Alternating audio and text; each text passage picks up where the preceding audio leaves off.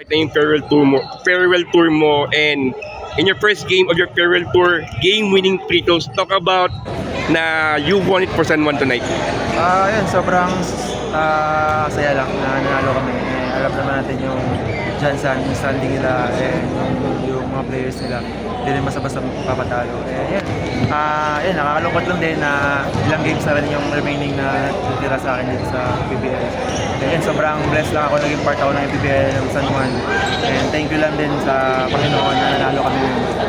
Pero nga, ano naging usapan nyo between Ulsan and San Juan? Kasi nga, kahapon in-announce na agad, pero pang I heard, hanggang katapusan ka pa ng buwan. So what was the, yun?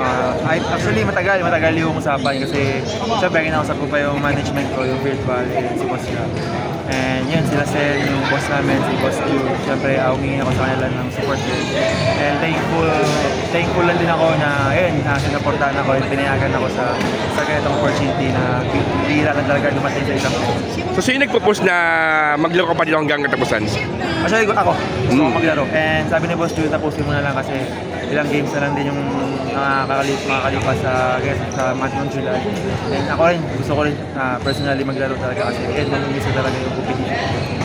So yan, naging timing din ba na kasi after tonight, tatlo matitino pa yung mga kalaban. May Kawayan, may isa pang matino din, then afterward, Quezon sa PhilOil. So baka naging timing din na gusto mong tapusin yung career mo sa MPB na kailangan talumin ng mga playoff content na to. Isa rin sa rason na hindi pa basta yung mga kalaban namin in the next games.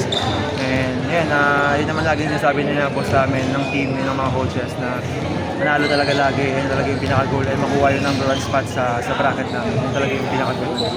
Pero yun, kasi based on the stats, ikaw yung leading scorer ng team. So paano mo ngayon, paano magiging, how can I say this? Paano yung magiging team now that you're gonna be leaving them pero you're yung top scorer sa average? Before naman kami pumunta, kaming lima, actually may mga tago, sila Mike, sila Patrick. May mga veterans na talaga kami na, alam mo rin, yung sistema na ginagawa nila, alam nila. And diwala naman ako sa team namin, sa San Juan, na kaya-kaya nila lahat ng mga challenges, lahat ng mga games. And dyan naman yung mga veterans namin, sila Kuya Wami, sila Kuya Mike, na para tulungan yung team sa paparating nila mga games. So ikaw na yung papay kay Jake Figueroa sa Ulsan. So anong expect natin sa iyo pagdating sa Ulsan? Lagi naman kahit sa PBL na every time na pumasok ako sa loob ng court, gawin ko lang yung role ko. Kung ano yung kailangan ng team para makatulong ako. Lagi yung sinasabi, lagi na talaga yung goal ko is manalo talaga every game. Bigay mo na yung best mo kahit anong mangyari.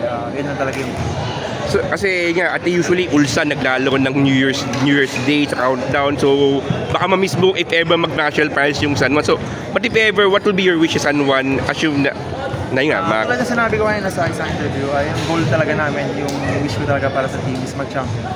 And ilang years na natin nakakalipas, di ba? Nakakalipas sila mag-champion. Ito yung mga players and itong team na to yung may chance talaga na makuha yung champion. Yun na yung wish ko and yung goal ko para sa team. Alright, thank you, Jay.